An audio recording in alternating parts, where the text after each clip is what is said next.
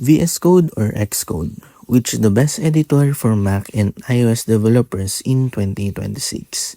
If you're building apps for Apple devices, your choice of editor can seriously impact your speed, workflow, and even what you're able to build. First, let's talk about Visual Code. It's a lightweight, cross-platform editor used by millions of developers. It supports Swift, JavaScript, Python, and almost any language through extensions.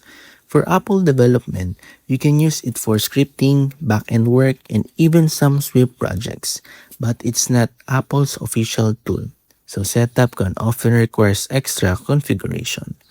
Now let's look at Xcode.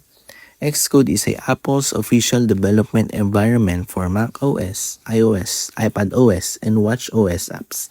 It includes everything built in: interface builder, simulators, Swift UI previews, debugging tools, and direct App Store deployment. If you're building real Apple apps, Xcode is the standard.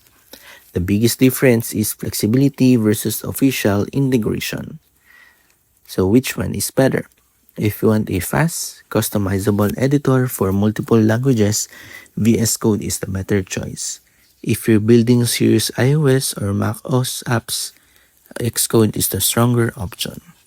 VS Code versus Xcode. Now you know which editor fits your development goals in 2026. Don't forget to like and subscribe for more developer tool comparisons just like this.